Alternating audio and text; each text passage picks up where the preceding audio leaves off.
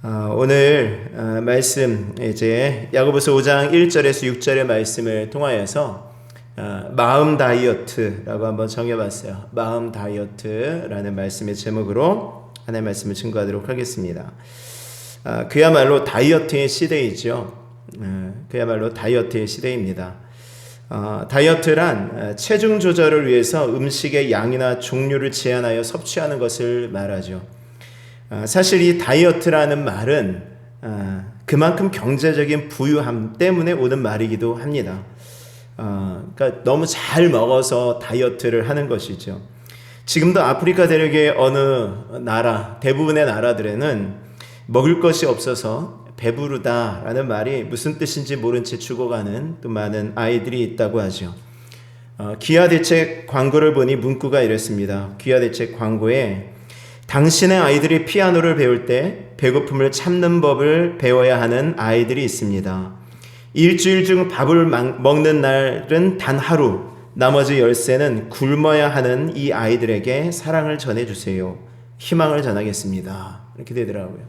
당신의 아이가 피아노를 배울 때에 배고픔을 참는 법을 배워야 하는 아이들이 있다. 여러분들, 그런 아이들에게 다이어트라는 말은 정말 있을 수 없는 말이죠. 정말 사치와도 가까운 말일 것입니다. 그의 반면에 정말 비만으로 인해서 너무 이제 비만 때문에 여러 가지 합병증으로 또 어려움 당하는 사람들이 많으니까 어떻게 보면 참 세상은 공평하지 않은 것 같은 생각이 듭니다.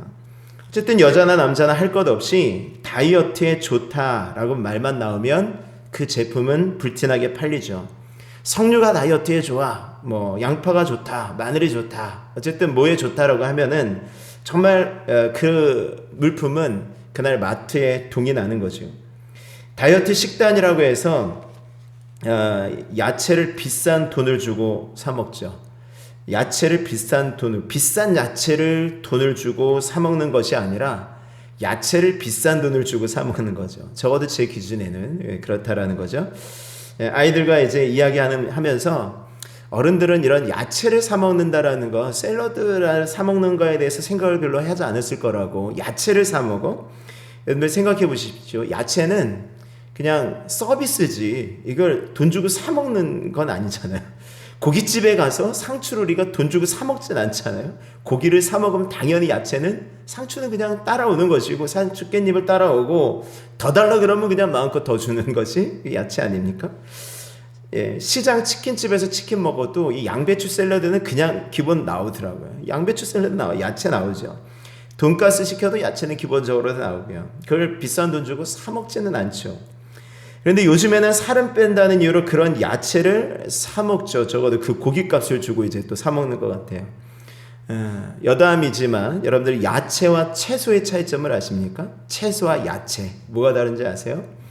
요새는 그냥 똑같은 말로 사용하고 있지만 조금 더 이제 들어가 보면 채소는 먹는 식물을 말하는 것이고요. 야채는 들에서 자란 식물 가운데 먹을 수 있는 식물을 야채라고 하는 거예요. 그러니까 채소는 먹을 수 있는 식물, 그러니까 채소 안에 야채가 들어가는 거죠. 그러니까 조금 더 쉽게 말하면 채소는 그러니까 사람이 심어서 가꾼, 먹기 위해서 심어서 가꾼 것이라고 한다면, 야채는 그게 아니라 그냥 자연 속에서 자란 거, 그게 야채라고 하는 거죠. 근데 요새는 그냥 야채나 채소나 똑같은 말로 이렇게 사용하고 있습니다. 어쨌든 본문으로 들어가서 5절의 말씀에 이렇게 말하죠. 5절, 너희가 땅에서 사치하고, 야고보서 5장 5절, 너희가 땅에서 사치하고 방종하여 살육의 날에 너희 마음을 살찌하였도다. 오늘 예배 말씀을 준비하면서 이 마음을 살찌하였다라는 말씀이 저의 마음에 계속 좀 와닿았어요. 마음이 살쪘다. 마음이 살쪘는데 5절의 말씀에 보면 살육의 날에 너희 마음을 살찌하였다라고 해줘요. 살육이 뭐예요? 이제 곧 죽게 되어질, 곧 멸망당할 그 날에 우리의 마음이 살찌게 되어졌다라는 거예요. 계속해서 살찌고 있는, 이 살쪄서 결국 우리가 멸망당하는데 우리는 그것도 모르고 계속 마음의 살을 찌우고 있다라는 것입니다. 늘 돼지가 살찌면 위험한 것이죠. 돼지는 살찌면 위험해요. 요즘 뭐 하다 정말 돼지를 애완용으로 키우는 그런 사람들도 있지만 일반적으로 돼지를 키우는 목적은요, 돼지를 잘 키워서 일을 시켜야지 뭐 이거 아니에요. 돼지를 잘 키워서 그 뭐 젖을 짜서 먹여야지 이거 아니지 않습니까? 돼지는 잘 키워서 뭐 하는 거예요? 잡아먹는 거예요. 돼지는 잘 키워서 살찌면 야 이거 살쪄네 하고 그냥 먹기 좋다 하고 그냥 먹는 거죠. 그러니까 돼지는 살찌면 제삿날이 되는 것입니다. 근데 마치 이제 곧 잡힐 돼지가 이제 살쪄가지고 잡힐 날이 다가오는 그 날을 모르고 먹는 것처럼 지금 사람이 이제 곧 살육의 날이 다가오는데 그거 모르고 지금 마음을 살을 찌우고 있다는 것입니다. 이 말씀을 지금 누구에게 하고 있습니까? 5장 1절의 말씀 보니까 들으라 부한자들아, 들으라 부자들아 라고 말해요. 부자들에게 하는 말씀이에요. 부자들. 왜 야고보 사도는 콕 찍어서 이 부자들에게 이 말씀을 하고 있냐고요. 부자들이 뭘 그렇게 잘못했길래 부자들을 왜 그렇게 미워하냐고요. 왜 부자들에게 너희에게 이 말 고생으로 말미암아 울고 통곡하라 라고 말씀하냐고요. 그러면 가난한 자들은 괜찮을까요? 그것도 아닌 것 같고. 근데 부자에 대해서는 이 예수님도요, 부자는 천국에 들어가기가 힘들다라고 말씀을 하시죠. 부자가 천국에 들어가는 것은 낙타가 바늘기로 들어가는 것만큼 힘이 들다라고 말씀하셨고, 부자와 거지 나사로의 비유 속에서도 우리가 잘 아는 것처럼 부자는 별로 잘못한 것도 없는 것 같은데 저기 지옥에 떨어지고, 나사로는 별로 잘한 것도 없는 것 같은데 하나님 나라에 가고, 이렇게 되어지지 않습니까? 그러니까 부자는 은근히 지금 천대를 받는 거죠. 어리석은 부자의 비유에서도 밭에 소출이 풍성해서 그 부자가 야 이거 내가 어디다 쌓아두지? 내가 곡간을 헐고 내가 거기다 곡식을 좀 쌓아두겠다라고 했을 때 이 어리석은 자야라고 그런 비난을 받죠. 왜 부자에 대해서 그렇게 말씀을 하실까? 예수님 부자를 싫어하실까요? 예수님 부자는 무조건 저주받아야 되는 사람이라고 생각하시는가요? 그렇진 않죠. 예수님도 부자였던 도움을 받지 않습니까? 예수님을 잘 섬겼던 부자들이 있어요. 뭐 삭개오라든가 또 아리마대 사람 요셉이라든가. 그래서 아리마대 사람 요셉 같은 경우는 부자이면서 유대인이면서 유대인의 공예원, 또 예수님의 제자였죠. 그래서 예수님께서 돌아가셨을 때 자기 무덤에 예수님을 장사 지내는 그런 사람이 또 아리마대 사람 요셉이잖아요. 그런 사람들과 오늘 이 울고 통곡해야 되는 부자와 차이점이 뭔가라는 거예요. 차이점은 이들이 재물을 쌓았다라는 것이죠. 자, 야고보서 5장 3절 말씀 한번 보세요. 너희 금과 은은 녹이 슬었으니 이 녹이 너희에게 증거가 되며 불같이 너희 살을 먹으리라. 너희가 말세에 재물을 쌓았도다. 근데 금과 은이 녹이 씁니까? 금과 은이 부식되어지나요? 아니요. 부식되지 않기 때문에 보석으로서 가치가 있는 거죠. 귀금속으로서 가치가 있는 거죠. 변하지 않으니까요. 근데 그 녹이 슬지 않는 금과 은에 녹이 슬었다라는 것입니다. 그게 무엇이에요? 이게 바로 하나님의 진노가 임했다라는 증거다라는 거예요. 그러니까 하나님께서 하시고자 하면 너희들이 쌓아놓고 이제는 편안하게 살자라고 하는 그런 것들에 녹이 슬고 좀이나 동록이 해하며 도적이 구멍을 뚫고 해야 할 것이다 라고 주님께서 말씀하시는 것입니다.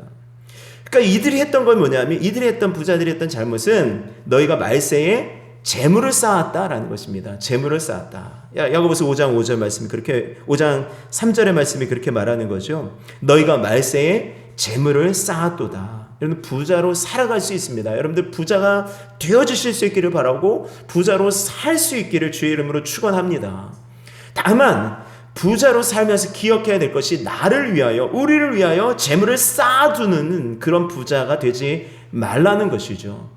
예수님도 말씀하셨죠. 마태복음 6장 19절에서 20절 말씀에 보면 너희를 위하여 보물을 땅에 쌓아두지 말라. 거기는 좀이나 동록이 해하며 도둑이 구멍을 뚫고 도둑질하느니라. 너희 보물을 너희를 위하여 어디를 쌓아두라? 하늘에 쌓아두라. 거기는 좀이나 동록이 해하지 못하며 도둑이 구멍을 뚫지도 못하고 도둑질도 못하느니라.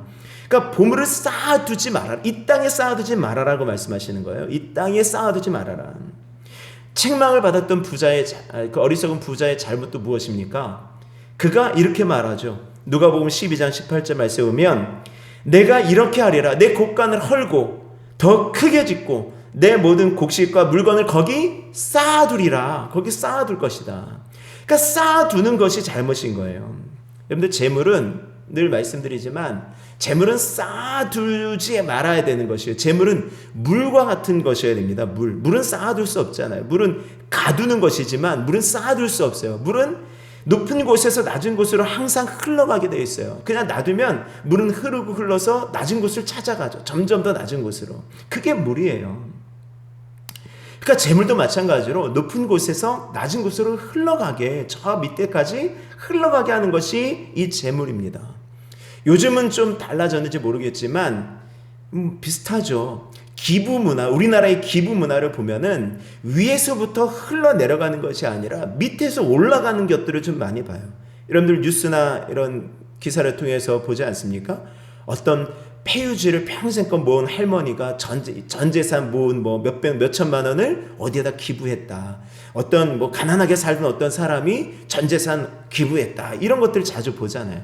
밑에서 위로 흘러가는 거 이상하게요. 근데 재물은 사실은 위에서 밑으로 흘러가야 되는 것이 맞습니다. 재물은 쌓아두는 것이 아니에요. 흘러 보내는 것입니다. 여러분들, 우리들에게 재물이 생겼다고 생각할 때 그것을 쌓아둔다면 오늘 이 어리석은 부자, 이 정말 울고 통곡해야 되는 야고보서에서 말씀하고 있는 이 부자가 되어지는 것입니다. 기억하십시오. 재물은 물처럼 흘러보내야 마음에 살이 찌지 않는 거예요. 여러분들 마음 다이어트 하실 수 있기를 바랍니다. 그래, 물질은 흘러보내는 것이다. 하나님은 이렇게 재물을 물처럼 흘러보내는 두 가지의 방법을 말씀하셨어요. 하나는 11조이고 하나는 구제예요. 11조는 이 재물은 하나님께서 나에게 주신 것이며 하나님을 신뢰하는 훈련입니다.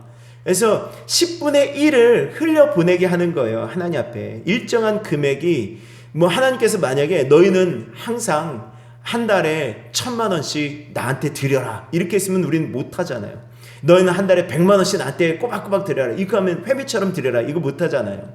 11조는 뭐예요? 소득의 10분의 1이에요. 내가 1,000만 원을 벌면 100만 원을 드리면 되는 것이고, 내가 100만 원밖에 못 벌면 10만 원 드리면 되는 것이고, 내가 10만 원밖에 못 벌면 100만 원 드리면 되는 거예요. 10분의 1이 얼마나 공평합니까? 그러니까 1,000만 원 버는 사람, 1억 버는 사람들에게 있어서 11조 그거 드리는 것도 쉽진 않지만 내가 10만 원 버는데 10,000원 드리는 것도 사실 쉽지 않은 거죠. 똑같이 쉽지 않은 거예요. 근데 그것을 드림으로 내가 한 물질을 쌓아두지 않고 한 곳에 모아두지 않고 구멍을 뚫어서 흘러보내게 하는 것입니다. 구제도 마찬가지죠. 마태복음 26장 11절의 말씀에 보면은 예수님께서 이렇게 말씀하셔요. 가난한 자들은 항상 너희 주변에 있을 것이다. 그렇죠? 여러분들 방송 같은 거 보시면 가끔가다 너무너무 힘들게 살아가는 사람들의 모습이 막 보이잖아요. 왜 저 사람들은 저렇게 가난하게 살지? 왜 항상 저렇게 가난한 사람들은 힘이 들게 살까? 힘들게 살아갈까? 이렇게 생각할 수 있죠. 근데 그 사람들이 있는 이유가 뭐냐면 바로 하나님께서 어떤 사람에게 물질을 주셔서 그 사람으로 하나님의 손을 대신해서 그들에게 돕게 하는 거예요. 그들에게 물질이 흘러가게 하는 것입니다. 일종의 풍선 효과라는 것이 있죠. 한 곳에 어떤 문제를 해결하면 다른 곳에 문제가 발생한다는 거예요. 그러니까 풍선이 한 곳을 쭉 하면은 이쪽에 삐져나오는 것처럼. 근데 이 풍선 효과라는 것이 지구상의 기후에도 똑같이 일어난다고 하죠. 어느 곳에 지진이 일어나면 어느 곳에 쓰나미가 일어나고, 다른 곳에 극심한 가뭄이 들면 그 반대편에서는 극심한 홍수가 일어나는 거죠. 어떤 지역에서 폭염, 아주 찌는 듯한 더위가 일어나면 어떤 데서는 극심한 한파가 일어나는 거예요. 그러니까 이게 마치 기후에서도 풍선 효과가 일어나요. 비슷한 현상이 물질에서도 일어나는 것입니다. 어디에서 많이 부가 축적이 되어지면 어디는 정말 가난한 사람들이 있게 되어지는 거예요. 곡식도 마찬가지예요. 어디에는 풍년이 지나치게 들면 어디에는 정말 극심한 흉년이 들어가는 것이죠. 이것이 왜 그렇게 생겨날까? 그것을 가지고 계속 돕는 거예요. 흘러보내는 것입니다. 먹을 것이 남아 돌고 있을 때 그 남아 도는 것으로 썩여 버리지 말고 쌓아두지 말고 그것으로 없는 사람에게 흘러가는 거예요. 지금도 계속해서 여러 사람들이 그렇게 행동하지 않습니까? 아프리카에 물질을 보내고 아프리카에 쌀을 보내고 아프리카에 어떤 것들 도움의 손길을 보내고 이런 이유가 바로 이러한 진리를 깨달은 사람들이 하는 것이라고 저는 믿습니다. 흘러보내셔야 돼요. 쌓아놓지 마십시오. 물질을 쌓아놓지 마시고 흘러보낼 수 있는 은혜가 있기를 원합니다. 또 이 책만 받는 부자는 뭘 했습니까? 야고보서 5장 4절의 말씀에 보면 보라 너희 밭에서 추수한 품꾼에게 주지 아니한 삭시 소리 지르며 그 추수한 자의 우는 소리가 만군의 주의 귀에 들렸느니라. 추수한 품꾼에게 주지 아니한 삭시 소리를 지르는 것입니다. 그 돈이 소리를 지른대요. 추수한 자의 우는 소리가 안 들린 것 같은데 그것이 하나님의 귀에 들려진다는 것입니다. 그래서 하나님께서 이 부자를 벌 주시는 거죠. 부자라고 하면 보통 이러한 부자를 떠올리지 않아요? 그냥 노동자 착취해가지고 그냥 노동력 완전히 한 다음에 그 사람들만 배불리는 거. 위에 사람들만 막 일 안 하고 위에 사람들만 돈 많이 벌고 밑에 사람 밑으로 갈수록 고생하고 힘든 일 하다가 얼마 전에도 뭐 그렇게 힘든 일 하다가 또 돌아가신 분도 있고 그러더라고요. 힘들게 살아가는 분들이 있죠. 그런 품삯을 주지 않았다라는 것입니다. 불공정한 어떤 행동으로요 부자가 되어졌던 그런 사람들을 지금 책망하는 것이고요. 그 다음에 세 번째 5장 5절 말씀 보세요. 너희가 땅에서 사치하고 방종하여 살육의 날에 너희 마음을 살찌게 하였더라. 사치한다는 것은 필요 이상의 돈을 또는 물건을 쓰는 것이죠. 방종한다는 것은 제 멋대로 살아간다는 거예요. 하나님께서 우리에게 죄물을 주신 것은요 사치하고 내 마음대로 살아보라고 주신 것이 아니에요.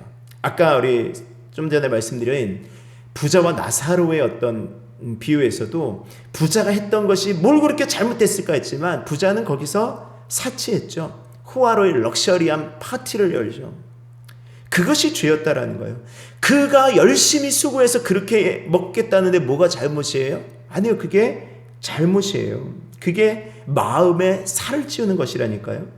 사치하고 내가 먹고 싶은 거 내가 하고 싶은 거 다 하고 내 마음대로 살아고 하나님께서 우리들에게 재물을 주신 것은 아니에요. 그것만 하라고 주신 것이 아닙니다.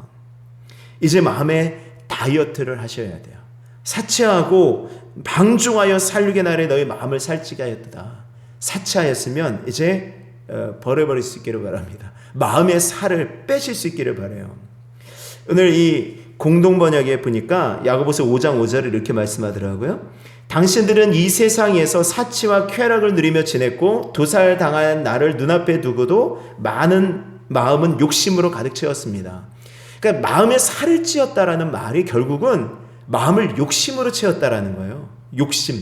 내 마음 가운데 욕심이에요. 근데 이 욕심이 이게 중요한 게 뭐냐면 야고보서 1장 1절에 욕심에 끌려 미혹돼서 욕심으로 죄를 낳는 것이죠. 또 에베소서 2장 3절에 말씀에 보면은 우리도 그 가운데서 육체의 욕심을 따라 지내며 육체의 마음과 원하는 것을 하여 다른 이들과 같이 본질상 진노의 자녀였다. 무슨 말씀입니까? 전에는 우리도 그 가운데서 육체의 욕심을 따라 행했고 육체와 마음에 원하는 대로 하며 이게 지금 나오는 것 아니에요? 예? 마음에 살찌우는 것처럼 사치하고 방종하고 마음의 욕심으로 가득 채운 이것이 전에는 그랬다라는 거예요. 전에는 하나님 믿기 전에는 예수님 믿기 전에는 그렇게 살았을지라도 이제는 그렇게 살면 안 된다라는 거죠. 이제는 예수 그리스도로 말미암아서 우리가 변화되었고 예수 그리스도로 인하여서 하나님의 선한 일을 위하여 지으심을 받은 사람답게 살아가야 된다라는 것을 말씀하고 있는 것입니다. 이제 우리들의 욕심을 버리고 마음의 살을 빼는 마음 다이어트를 하실 수 있기를 원합니다. 마음 다이어트. 마음에 살찌우지 말자. 내가 욕심 부리지 말자. 욕심을 따라 지내며 내 육체와 내 마음에 원하는 대로 살아가지 말자. 그럼 어떻게 살아가요? 내 육체의 욕심대로 내 마음에 원하는 대로 살지 않고 그럼 어떻게 살아가란 말이에요? 갈라디아서 5장에 말씀하는 것처럼 성령을 따라 살아가는 거예요. 영의 일을 쫓아 살아가는 것, 하나님 말씀을 따라 살아가는 것.